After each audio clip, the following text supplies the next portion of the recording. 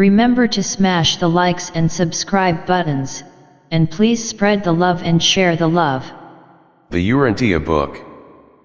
Paper 11. The Eternal Isle of Paradise. Paradise is the eternal center of the universe of universes and the abiding place of the Universal Father, the Eternal Son, the Infinite Spirit, and their divine coordinates and associates. This central isle is the most gigantic organized body of cosmic reality in all the master universe.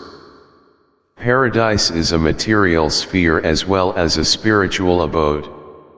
All of the intelligent creation of the Universal Father is domiciled on material abodes, hence must the absolute controlling center also be material, literal. And again it should be reiterated that spirit things and spiritual beings are real. The material beauty of paradise consists in the magnificence of its physical perfection. The grandeur of the Isle of God is exhibited in the superb intellectual accomplishments and mind development of its inhabitants. The glory of the central isle is shown forth in the infinite endowment of divine spirit personality, the light of life. But the depths of the spiritual beauty and the wonders of this magnificent ensemble are utterly beyond the comprehension of the finite mind of material creatures. The glory and spiritual splendor of the divine abode are impossible of mortal comprehension. And paradise is from eternity. There are neither records nor traditions respecting the origin of this nuclear isle of light and life. The divine residence. Paradise serves many purposes in the administration of the universal realms, but to creature beings it exists primarily as the dwelling place of deity.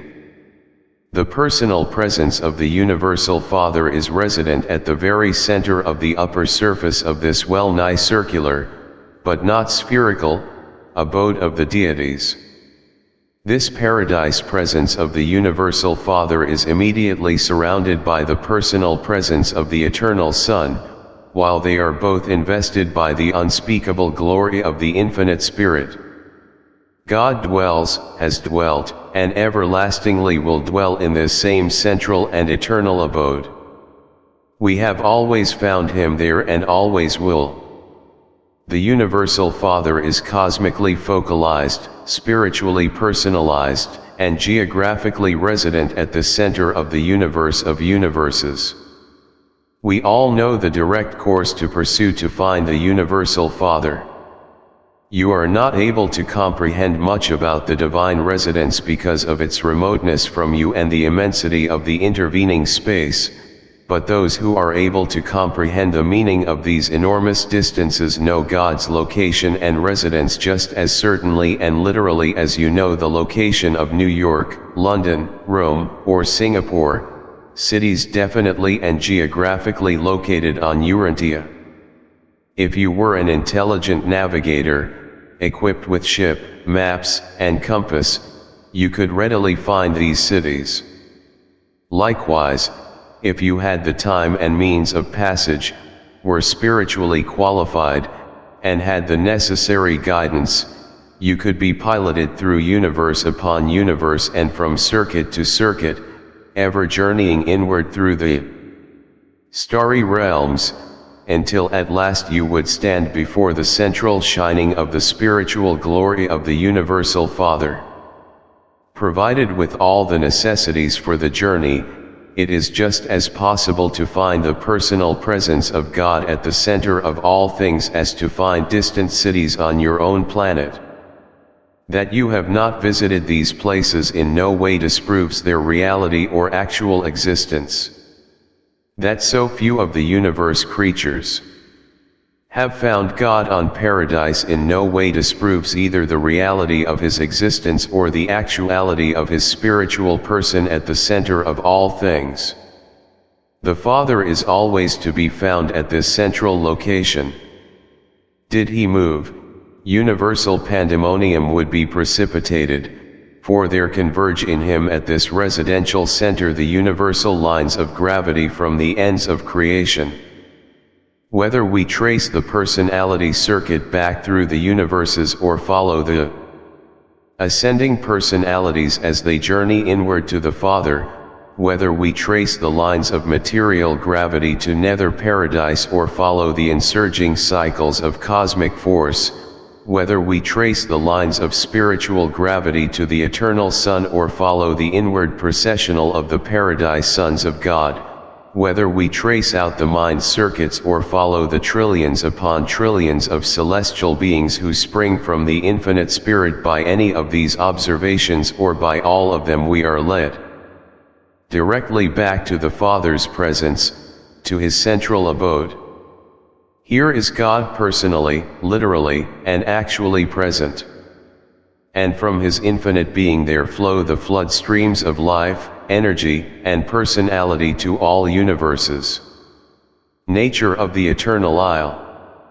Since you are beginning to glimpse the enormousness of the material universe discernible even from your astronomical location, your space position in the starry systems, it should become evident to you that such a tremendous material universe must have an adequate and worthy capital, a headquarters commensurate with the dignity and infinitude of the universal ruler of all this vast and far-flung creation of material realms and living beings. In form, paradise differs from the inhabited space bodies. It is not spherical. It is definitely ellipsoid, being 1/6 longer in the north-south diameter than in the east-west diameter. The central isle is essentially flat, and the distance from the upper surface to the nether surface is 1/10 that of the east-west diameter. These differences in dimensions, taken in connection with its stationary status and the greater outpressure of force energy at the north end of the isle, make it possible to establish absolute direction in the master universe. The central isle is geographically divided into 3 domains of activity. 1 upper paradise, 2 peripheral paradise, 3 nether paradise. We speak of that surface of paradise which is occupied with personality activities as the upper side, and the opposite surface as the nether side. The periphery of paradise provides for activities that are not strictly personal or non-personal. The Trinity seems to dominate the personal or upper plane, the unqualified absolute the nether or impersonal plane. We hardly conceive of the unqualified absolute as a person, but we do think of the functional space presence of this absolute as focalized on nether paradise. The Eternal Isle is composed of a single form of materialization, stationary systems of reality. This literal substance of paradise is a homogeneous organization of space potency not to be found elsewhere in all the wide universe of universes. It has received many names in different universes, and the Melchizedeks of Nebadon long since named it Absolutum. This paradise source material is neither dead nor alive. It is the original non-spiritual expression of the first source and center. It is paradise, and paradise is without duplicate. It appears to us that the first source and center has concentrated all absolute potential for cosmic reality in paradise as a part of his technique of self-liberation from infinity limitations, as a means of making possible subinfinite, even time-space, creation. But it does not follow that paradise is time-space limited just because the universe of universes discloses these qualities. Paradise exists without time and has no location in space.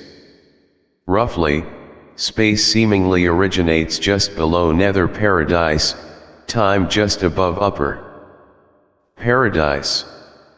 Time, as you understand it, is not a feature of paradise existence, though the citizens of the Central Isle are fully conscious of non-time sequence of events. Motion is not inherent on paradise, it is volitional. But the concept of distance, even absolute distance, has very much meaning as it may be applied to relative locations on paradise. Paradise is non-spatial, hence its areas are absolute and therefore serviceable in many ways beyond the concept of mortal mind. Upper Paradise. On Upper Paradise there are three grand spheres of activity: the deity presence, the most holy sphere, and the holy area. The vast region immediately surrounding the presence of the deities is set aside as the most holy sphere and is reserved for the functions of worship, trinitization, and high spiritual attainment. There are no material structures nor purely intellectual creations in this zone, they could not exist there. It is useless for me to undertake to portray to the human mind the divine nature and the beauteous grandeur of the most holy sphere of paradise. This realm is wholly spiritual, and you are almost wholly material. A purely spiritual reality is, to a purely material being, apparently non-existent. While there are no physical materializations in the area of the most holy, there are abundant souvenirs of your material days in the Holy Land sectors and still more in the reminiscent historic areas of peripheral paradise. The holy area, the outlying or residential region, is divided into 7 concentric zones. Paradise is sometimes called the Father's house since it is his eternal residence, and these 7 zones are often designated the Father's paradise mansions. The inner or first zone is occupied by paradise citizens and the natives of Havana who may chance to be dwelling on paradise. The next or second zone is the residential area of the natives of the 7 super-universes of time and space. This second zone is in part subdivided into 7 immense divisions: the paradise home of the spirit beings and ascendant creatures who hail from the universes of evolutionary progression. Each of these sectors is exclusively dedicated to the welfare and advancement of the personalities of a single super-universe, but these facilities are almost infinitely beyond the requirements of the present 7 super-universes. Each of the 7 sectors of paradise is subdivided into residential units suitable for the lodgement headquarters of 1 billion glorified individual working groups. 1,000 of these units constitute a division. 100,000 divisions equal 1 congregation. 10 million congregations constitute an assembly. 1 billion assemblies make 1 grand unit. And this ascending series continues through the 2nd grand unit, the 3rd, and so on to the 7th grand unit. And 7 of the grand units make up the master units, and 7 of the master units constitute a superior unit, and thus by 7s the ascending series expands through the superior, super-superior, celestial, super-celestial, to the supreme units. But even this does not utilize all the space available. This staggering number of residential designations on paradise, a number beyond your concept, occupies considerably less than 1% of the assigned area of the Holy Land. There is still plenty of room for those who are on their way inward. Even for those who shall not start the paradise climb until the times of the eternal future. Peripheral Paradise. The central aisle ends abruptly at the periphery, but its size is so enormous that this terminal angle is relatively indiscernible within any circumscribed area. The peripheral surface of paradise is occupied, in part, by the landing and dispatching fields for various groups of spirit personalities. Since the non-pervaded space zones nearly impinge upon the periphery, all personality transports destined to paradise land in these regions. Neither upper nor nether paradise is approachable by transport supernafum or other types of space traversers. The 7 master spirits have their personal seats of power and authority on the 7 spheres of the spirit, which circle about paradise in the space between the shining orbs of the sun and the inner circuit of the Havana worlds, but they maintain force focal headquarters on the paradise periphery. Here the slowly circulating presences of the 7 supreme power directors indicate the location of the 7 flash stations for certain paradise energies going forth to the 7 super-universes. Here on peripheral paradise are the enormous historic and prophetic exhibit areas assigned to the Creator Sons, dedicated to the local universes of time and space. There are just 7 trillion of these historic reservations now set up or in reserve, but these arrangements altogether occupy only about 4% of that portion of the peripheral area thus assigned. We infer that these vast reserves belong to creations sometime to be situated beyond the borders of the present known and inhabited 7 super-universes. That portion of paradise which has been designated for the use of the existing universes is occupied only from 1 to 4%, while the area assigned to these activities is at least 1 million times that actually required for such purposes. Paradise is large enough to accommodate the activities of an almost infinite creation. But a further attempt to visualize to you the glories of paradise would be futile. You must wait, and ascend while you wait, for truly, eye has not seen, nor ear heard, neither has it entered into the mind of mortal man, the things which the Universal Father has prepared for those who survive the life in the flesh on the worlds of time and space. Nether Paradise. Concerning Nether Paradise, we know only that which is revealed. Personalities do not sojourn there. It has nothing whatever to do with the affairs of spirit intelligences, nor does the deity absolute their function. We are informed that all physical energy and cosmic force circuits have their origin on Nether Paradise, and that it is constituted as follows. 1. Directly underneath the location of the Trinity, in the central portion of Nether Paradise, is the unknown and unrevealed zone of infinity. 2. This zone is immediately surrounded by an unnamed area. 3. Occupying the outer margins of the undersurface is a region having mainly to do with space potency and force energy. The activities of this vast elliptical force center are not identifiable with the known functions of any triunity, but the primordial force charge of space appears to be focalized in this area. This center consists of 3 concentric elliptical zones. The innermost is the focal point of the force energy activities of paradise itself.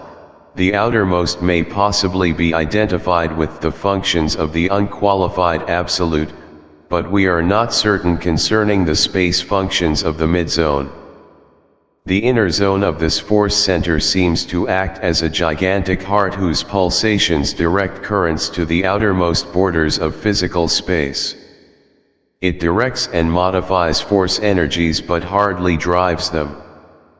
The reality pressure presence of this primal force is definitely greater at the north end of the paradise center than in the southern regions. This is a uniformly registered difference. The mother force of space seems to flow in at the south and out at the north through the operation of some unknown circulatory system which is concerned with the diffusion of this basic form of force energy. From time to time there are also noted differences in the east-west pressures. The forces emanating from this zone are not responsive to observable physical gravity but are always obedient to paradise gravity. The mid-zone of the force center immediately surrounds this area. This mid-zone appears to be static except that it expands and contracts through 3 cycles of activity. The least of these pulsations is in an east-west direction, the next in a north-south direction, while the greatest fluctuation is in every direction, a generalized expansion and contraction. The function of this mid-area has never been really identified, but it must have something to do with reciprocal adjustment between the inner and the outer zones of the force center. It is believed by many that the mid-zone is the control mechanism of the midspace or quiet zones which separate the successive space levels of the master universe, but no evidence or revelation confirms this. This inference is derived from the knowledge that this mid-area is in some manner related to the functioning of the non-pervaded space mechanism of the master universe. The outer zone is the largest and most active of the three concentric and elliptical belts of unidentified space potential. This area is the site of unimagined activities, the central circuit point of emanations which proceed spaceward in every direction to the outermost borders of the seven super-universes and on beyond to overspread the enormous and incomprehensible domains of all outer space. This space presence is entirely impersonal, notwithstanding that in some undisclosed manner it seems to be indirectly responsive to the will and mandates of the infinite deities when acting as the Trinity. This is believed to be the central focalization, the paradise center, of the space presence of the unqualified absolute. All forms of force and all phases of energy seem to be encircuited. They circulate throughout the universes and return by definite routes. But with the emanations of the activated zone of the unqualified absolute there appears to be either an outgoing or an incoming, never both simultaneously. This outer zone pulsates in echelon cycles of gigantic proportions. For a little more than 1 billion Urantia years the space force of the center is outgoing, then for a similar length of time it will be incoming. And the space force manifestations of the center are universal, they extend throughout all pervadable space. All physical force, energy, and matter are one. All force energy originally proceeded from nether paradise and will eventually return thereto following the completion of its space circuit. But the energies and material organizations of the universe of universes did not all come from nether paradise in their present phenomenal states. Space is the womb of several forms of matter and prematter. Though the outer zone of the paradise force center is the source of space energies, space does not originate there. Space is not force, energy, or power. Nor do the pulsations of this zone account for the respiration of space, but the incoming and outgoing phases of this zone are synchronized with the 2 billion year expansion-contraction cycles of space. Space respiration. We do not know the actual mechanism of space respiration, we merely observe that all space alternately contracts and expands. This respiration affects both the horizontal extension of pervaded space and the vertical extensions of unpervaded space which exist in the vast space reservoirs above and below paradise. In attempting to imagine the volume outlines of these space reservoirs, you might think of an hourglass. As the universes of the horizontal extension of pervaded space expand, the reservoirs of the vertical extension of unpervaded space contract and vice versa. There is a confluence of pervaded and unpervaded space just underneath nether paradise. Both types of space there flow through the transmuting regulation channels, where changes are wrought making pervadable space non-pervadable and vice versa in the contraction and expansion cycles of the cosmos.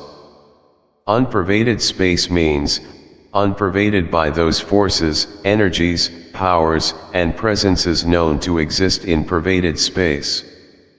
We do not know whether vertical reservoir space is destined always to function as the equipoise of horizontal universe space. We do not know whether there is a creative intent concerning unpervaded space. We really know very little about the space reservoirs, merely that they exist, and that they seem to counterbalance the space expansion-contraction cycles of the universe of universes. The cycles of space respiration extend in each phase for a little more than 1 billion Urantia years. During one phase the universes expand, during the next they contract. Pervaded space is now approaching the midpoint of the expanding phase, while unpervaded space nears the midpoint of the contracting phase, and we are informed that the outermost limits of both space extensions are, theoretically, now approximately equidistant from paradise. The unpervaded space reservoirs now extend vertically above upper paradise and below nether paradise just as far as the pervaded space of the universe extends horizontally outward from peripheral paradise to and even beyond the fourth outer space level. For a billion years of Urantia time the space reservoirs contract while the master universe and the force activities of all horizontal space expand.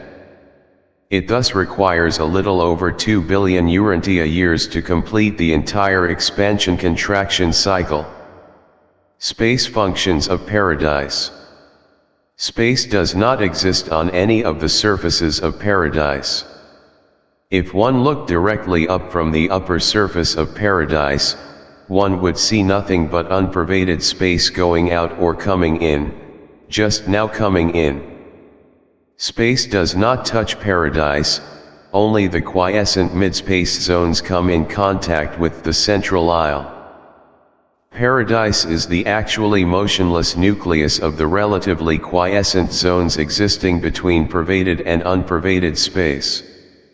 Geographically these zones appear to be a relative extension of paradise, but there probably is some motion in them. We know very little about them, but we observe that these zones of lessened space motion separate pervaded and unpervaded space.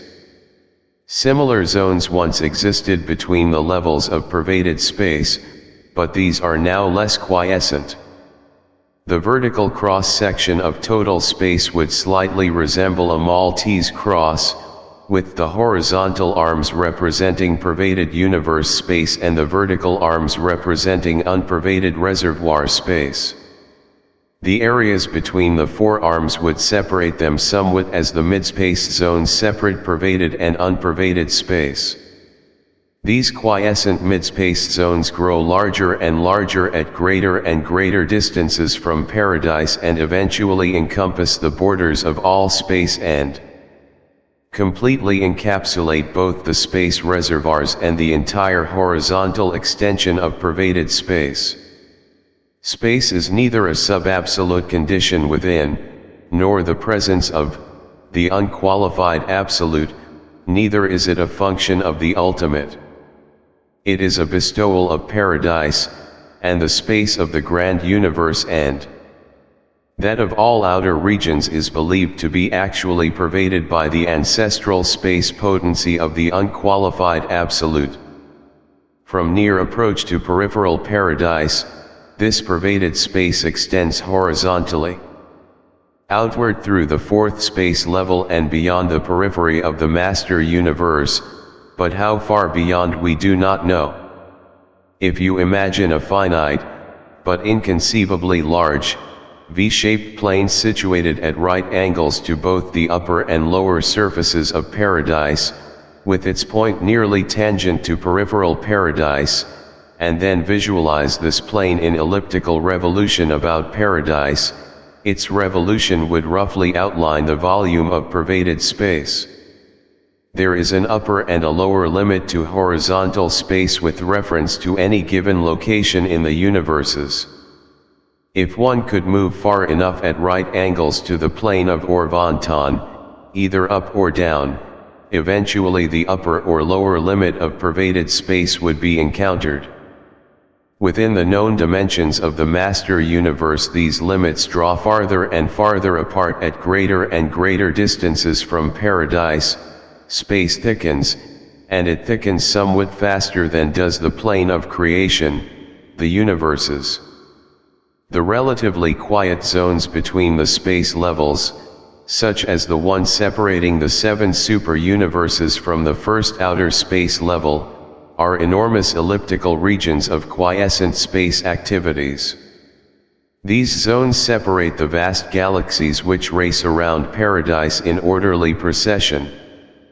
You may visualize the first outer space level, where untold universes are now in process of formation, as a vast procession of galaxies swinging around Paradise, bounded above and below by the midspace zones of quiescence and bounded on the inner and outer margins by relatively quiet space zones. A space level thus functions as an elliptical region of motion surrounded on all sides by relative motionlessness. Such relationships of motion and quiescence constitute a curved space path of lessened resistance to motion, which is universally followed by cosmic force and emergent energy as they circle forever around the Isle of Paradise. This alternate zoning of the master universe, in association with the alternate clockwise and counterclockwise flow of the galaxies, is a factor in the stabilization of physical gravity designed to prevent the accentuation of gravity pressure to the point of disruptive and dispersive activities. Such an arrangement exerts anti-gravity influence and acts as a brake upon otherwise dangerous velocities. Paradise gravity. The inescapable pull of gravity effectively grips all the worlds of all the universes of all space. Gravity is the all-powerful grasp of the physical presence of Paradise. Gravity is the omnipotent strand on which are strung the gleaming stars, blazing suns, and whirling spheres which constitute the universal physical adornment of the eternal God, who is all things, fills all things, and in whom all things consist. The center and focal point of absolute material gravity is the Isle of Paradise, complemented by the dark gravity bodies encircling Havana and equilibrated by the upper and nether space reservoirs. All known emanations of nether Paradise invariably and unerringly respond to the central gravity pull operating upon the endless circuits of the elliptical space levels of the master universe.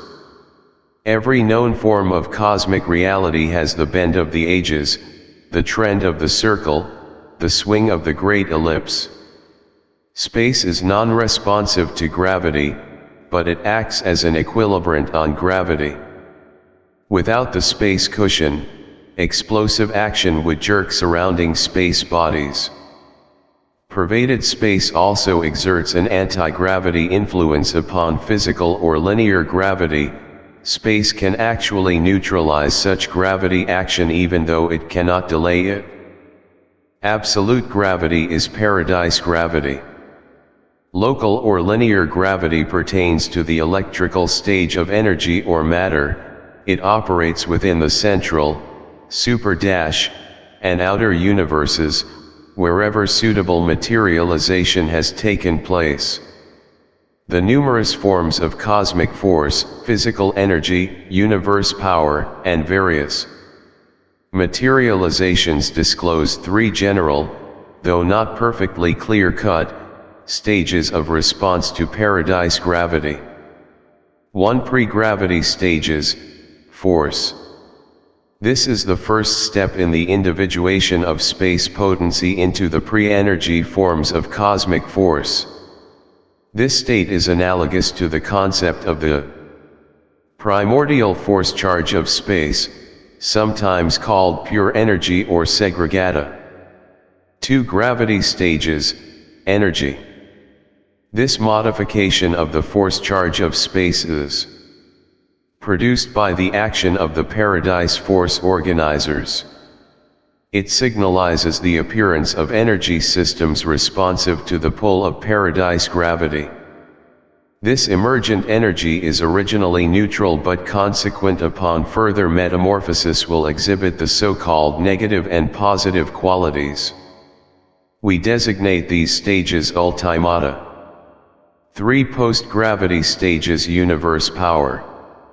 In this stage, energy matter discloses Response to the control of linear gravity. In the central universe, these physical systems are threefold organizations known as triada.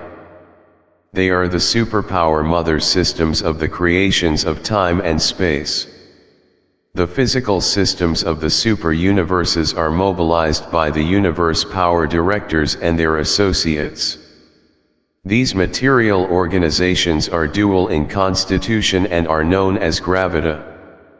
The dark gravity bodies encircling Havana are neither triaton nor gravita, and their drawing power discloses both forms of physical gravity, linear and absolute. Space potency is not subject to the interactions of any form of gravitation. This primal endowment of paradise is not an actual level of reality, but it is ancestral to all relative functional non-spirit realities, all manifestations of force energy and the organization of power and matter. Space potency is a term difficult to define. It does not mean that which is ancestral to space. Its meaning should convey the idea of the potencies and potentials existent within space. It may be roughly conceived to include all those absolute influences and potentials which emanate from paradise and constitute the space presence of the unqualified absolute. Paradise is the absolute source and the eternal focal point of all energy matter in the universe of universes. The unqualified absolute is the revealer, regulator, and repository of that which has paradise as its source and origin.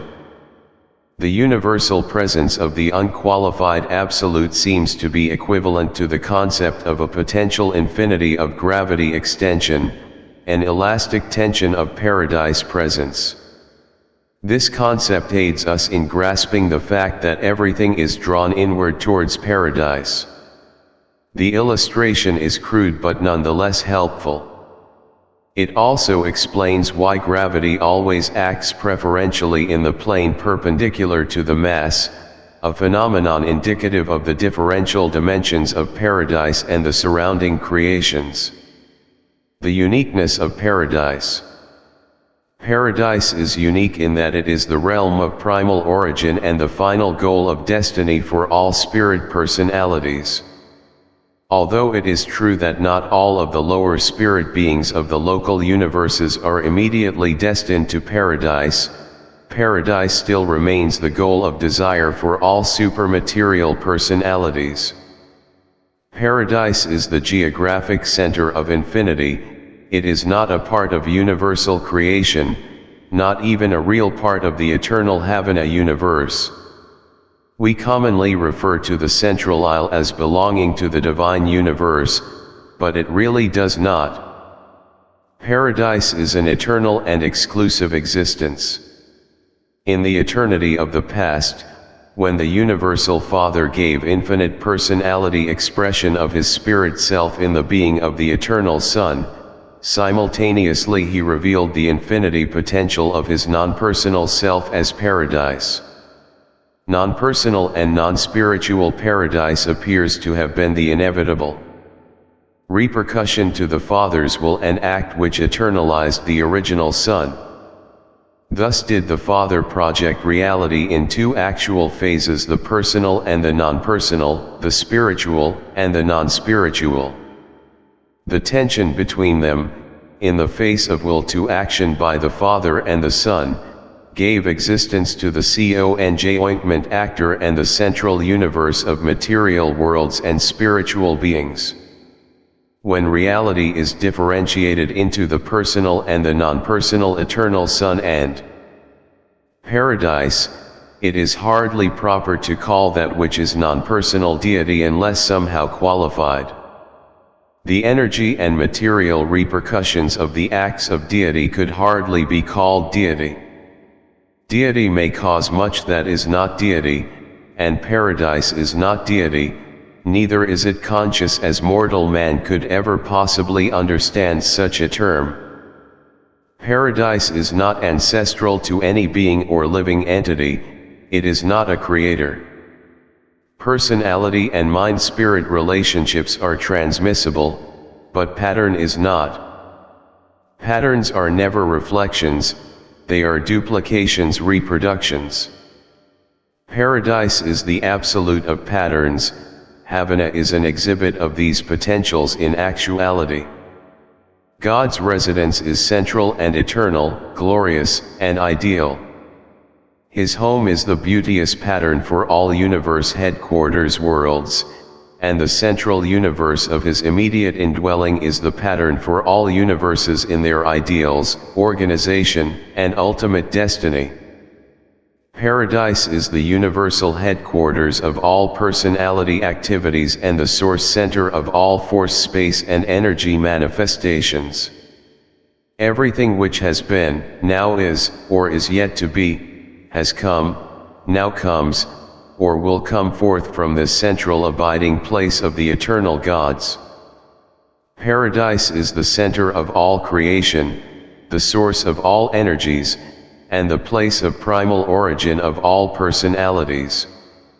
After all, to mortals the most important thing about eternal paradise is the fact that this perfect abode of the universal Father is the real and far distant destiny of the immortal souls of the mortal and material sons of God, the ascending creatures of the evolutionary worlds of time and space.